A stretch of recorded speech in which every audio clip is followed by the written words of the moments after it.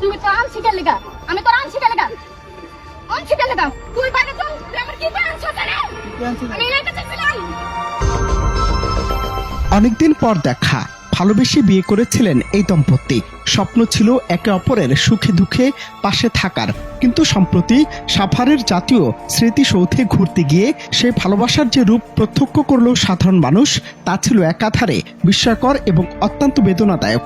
স্ত্রীকে খুশি করতে অভাবের সংসারেও একটু আনন্দের খোঁজে স্মৃতিসৌধে গিয়েছিলেন স্বামী, কিন্তু সেখানে গিয়ে আনন্দ তো জুটলই না, বরং তুচ্ছ টাকার দাবিকে কেন্দ্র করে শুরু হয় এক অনাকাঙ্ক্ষিত লঙ্কাকাণ্ড। সামান্য কিছু টাকার আবদার মেটাতে না পারায় প্রকাশ্য দিবালোকে জনসম্মুখে স্বামীর উপর চড়া হন স্ত্রী এবং মারধর করতে থাকেন একাধারে। টাকা খুঁজে ভাই যখন তখন না দিলে সমস্যা। তাড়াতাড়ি ভাই যাবো পরে যা। আমি এখন বাইরে যাবো।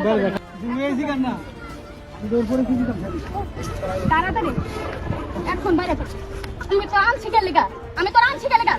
সামাজিক যোগাযোগ মাধ্যমে ছড়িয়ে পড়া সে ভাইরাল ভিডিওতে দেখা যায় স্ত্রী তার স্বামীকে একের পর এক থাপ্পড় মারছেন এবং ধাক্কা দিয়ে অপমান করছেন।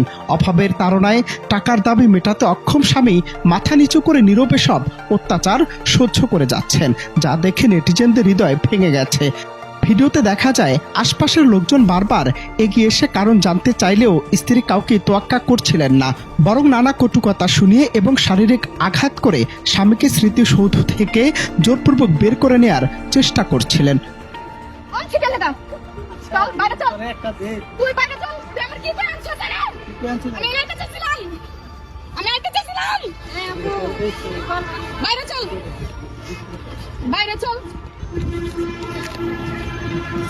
এই ঘটনাটি কেবল একটি পারিবারিক কলহ নয়, বরং আমাদের বর্তমান সমাজ ব্যবস্থায় পারিবারিক শ্রদ্ধা ও সহনশীলতার চরম অবনতিকেই ফুটিয়ে তুলেছে। ইন্টারনেটে ভিডিওটি ভাইরাল হওয়ার পর থেকেই তোলপাড় শুরু হয়েছে নেট দুনিয়ায়।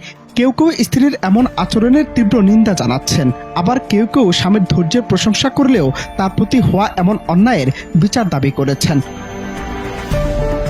এই ভাইরাল ভিডিওটি আমাদের শিখিয়ে দিচ্ছে যে দাম্পত্য জীবনের একে অপরের সামর্থ্যের প্রতি সম্মান থাকা কতটা জরুরি।